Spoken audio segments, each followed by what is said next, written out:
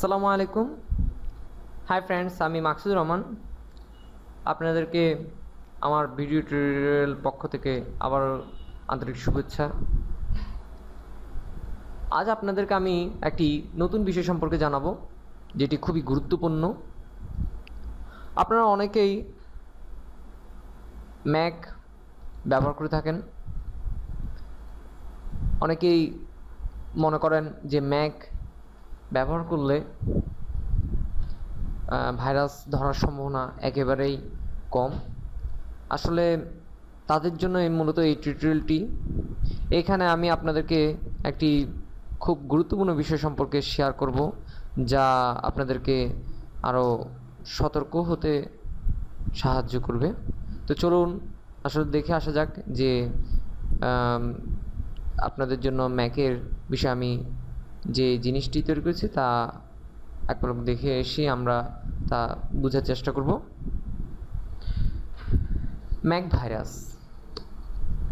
অ্যাপলের Mac কম্পিউটারে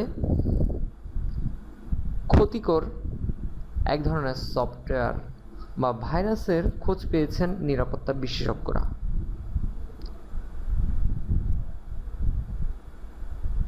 মোক্স.এ নামের এই ভাইরাস প্রতি 30 সেকেন্ডে অন্তর কম্পিউটারের স্ক্রিনশট নিতে পারে।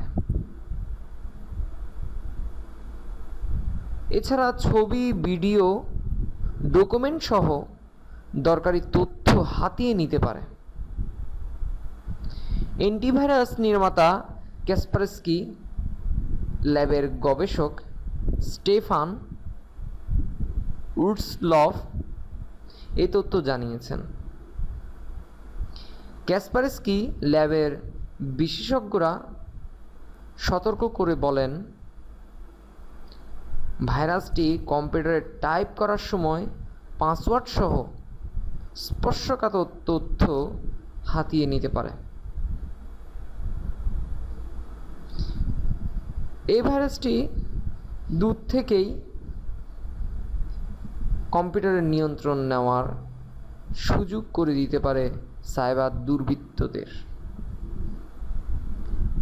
ম্যাক কম্পিউটারের অপারেটিং সিস্টেম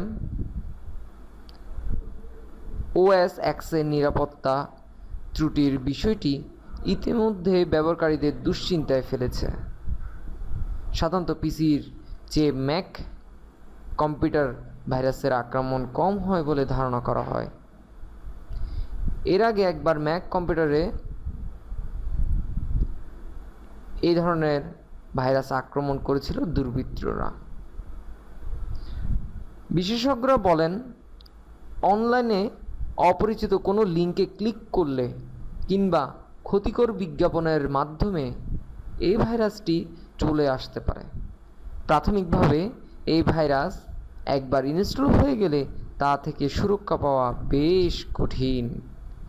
তবে হালনাগাদ অ্যান্টিভাইরাস সফটওয়্যার ইনস্টল করা থাকলে এই ভাইরাস থেকে মুক্তি পাওয়া যেতে পারে।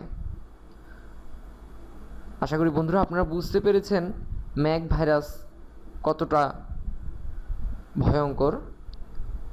তো সেই জন্য আসলে আমি আপনার প্রতি একটাই অ্যাডভাইস করব, সেটা হচ্ছে আপনারা অবশ্যই অ্যান্টিভাইরাস ইনস্টল করে রাখবেন আপনাদের কম্পিউটারে, এবং ক্ষতিকারক কোনো অ্যাডভার্টাইজ বা অপরিচিত কোনো লিঙ্কের মধ্যে ক্লিক করবেন না। এটি আপনাদেরকে ভাইরাস আক্রান্ত করার একটি সুযোগ করে দিতে পারে। তো আজকের মতো এখানেই বিদায় নিচ্ছি। আল্লাহ হাফেজ।